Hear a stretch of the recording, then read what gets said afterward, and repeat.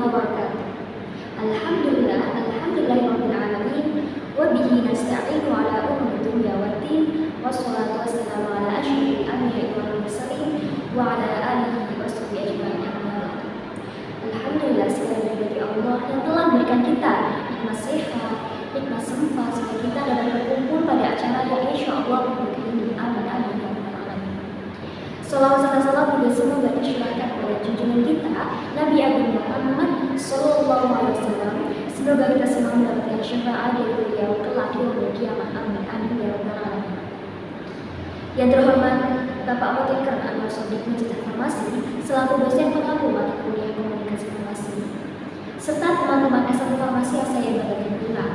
Baik, sebelumnya saya ucapkan terima kasih untuk kesempatan waktunya untuk di sini saya dapat memaparkan materi dengan tema Talqwa atau Talqut Taqwa, praktik konseling obat yang menginspirasi.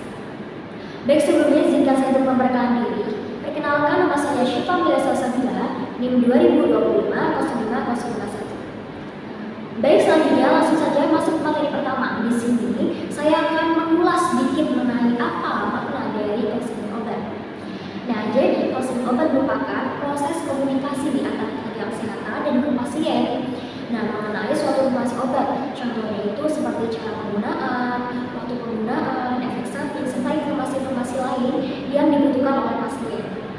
Nah, konseling obat ini tidak hanya mengarah pada informasi mengenai obat saja, tetapi bagaimana kita sebagai tenaga kesehatan harus memastikan bahwa pasien tersebut telah memahami apa yang telah kita sampaikan. Namun, dalam praktiknya, kebanyakan tenaga kesehatan itu masih sering menyampaikan informasi secara terburu-buru sehingga menyebabkan pasien itu kurang paham dalam menggunakan obat. Maka dari itu pentingnya di sini kita sebagai tenaga kesehatan untuk menyampaikan informasi secara tepat, kemudian secara jelas, supaya tidak menimbulkan adanya kebingungan ataupun kesalahan dalam penggunaan. Nah, komunikasi yang baik juga dapat meningkatkan kepatuhan pasien terhadap terapi. Dalam studi penelitian juga disebutkan bahwa konseling oleh apoteker dapat meningkatkan kemandirian pasien dalam mengelola kesehatannya. Baik, langsung saja kita masuk ke materi selanjutnya. Nah, jadi di sini adalah konsep Talqwa atau Talqut Taqwa, praktik konseling obat yang menginspirasi. Izinkan saya untuk dapat menjelaskan, menguraikan makna dari tema yang saya ambil. Nah, jadi talq di sini itu bermakna komunikasi. Sedangkan taqwa merupakan kesadaran akan Tuhan. Nah, di sini saya mengaitkan dengan nilai ketakwaan kepada Allah SWT, seperti nilai kejujuran, kepedulian, bertanggung jawab, serta bersabar. Nah, contohnya misalkan pada saat kita menyampaikan informasi kepada pasien, kita harus yang pertama berkata jujur, kemudian yang kedua bersabar dalam menghadapi pasien, dan yang ketiga bertanggung jawab atas segala sesuatu yang telah kita sampaikan.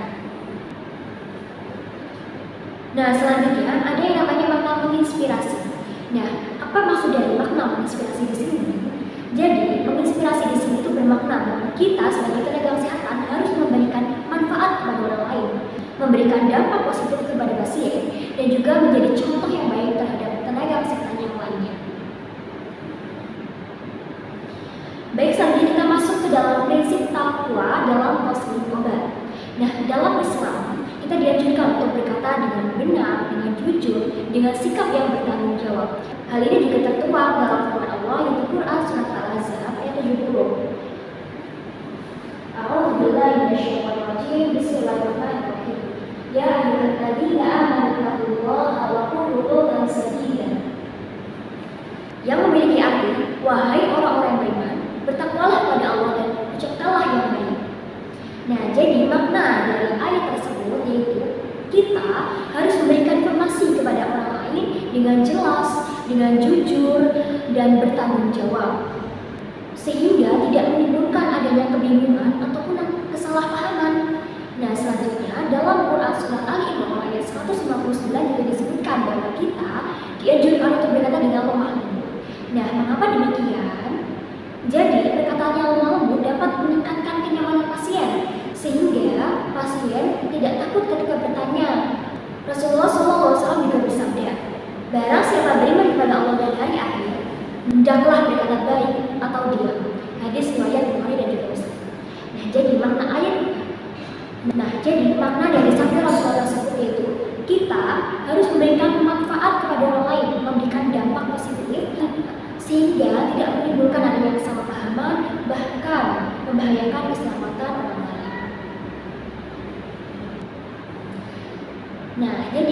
kesimpulannya, konsep takwa di sini itu suatu pendekatan komunikasi yang menggabungkan profesionalisme dengan nilai-nilai ketakwaan kepada Allah dalam praktiknya. Nah, konsep takwa di sini tidak hanya mengaitkan pada hal ini saja, tetapi di sini kita mengaitkan dengan ketakwaan kepada Allah, nilai-nilai seperti kejujuran, bertanggung jawab, penuh kepedulian, kemudian bersabar dalam menghadapi pasien. Nah, dalam Al-Quran dan juga hadis juga disebutkan bahwa kita harus berkata dengan benar, dengan tepat, dengan jelas, karena kesalahan informasi sedikit saja yang kita sampaikan dapat membahayakan keselamatan pasien. Nah, maka dari itu pentingnya di sini kita dalam menerapkan informasi secara jelas, mudah dipahami, kemudian dengan bahasa yang sederhana, serta sikap yang sabar dan lemah lembut. Secara keseluruhan, takwa menegaskan bahwa komunikasi yang baik tidak hanya berdasar pada ilmu saja, tapi juga dalam akhlak, sehingga mampu menciptakan manfaat, dampak positif, serta menginspirasi banyak orang. Nah, bagaimana sih cara penerapannya konsumsi obat dalam lingkup apotik? Nah, contohnya, ketika ada seseorang yang datang ke apotik, pasien datang ke apotik, kita bisa menyambutnya dengan mengatakan, "Selamat pagi, apakah ada yang bisa dibantu?" Nah, misalnya ketika pasien tersebut ingin membeli obat alergi, kita bisa melakukan konseling. Bagi ibu di sini saya berikan obat cetirizine, silakan ibu bisa konsumsi 1 kali sehari di malam hari setelah makan. Ibu bisa mengkonsumsi menggunakan air putih, jangan ibu konsumsi menggunakan teh, kopi, ataupun sejenisnya, karena takutnya akan mengurangi penyerapan obat dalam tubuh.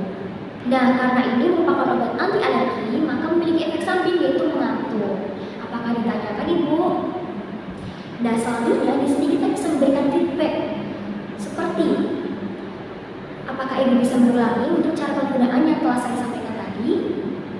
Nah, jadi penggunaan feedback ini tuh sangat penting supaya kita sebagai tenaga kesehatan mengetahui apakah pasien tersebut benar-benar memahami apa yang telah kita sampaikan tadi.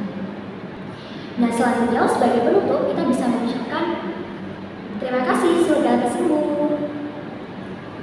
Nah, selanjutnya dari pusaka yang saya ambil dalam materi takwa, yaitu dari jurnal Hikmah di tahun 2024 mengenai analisis keterampilan apoteker dalam mengkonsumsi obat, serta jurnal dari Dianino et al. 2026 tentang efikasi pasien apoteker dalam penggunaan medikasi. Takwa, bicara tolong sembuhkan hati. Cukup sampai sini informasi yang dapat saya sampaikan. Kurang lebihnya mohon maaf. Undur mangkola, datang bermangkola. Jangan lihat siapa yang mengatakan, lihatlah apa yang telah disampaikan.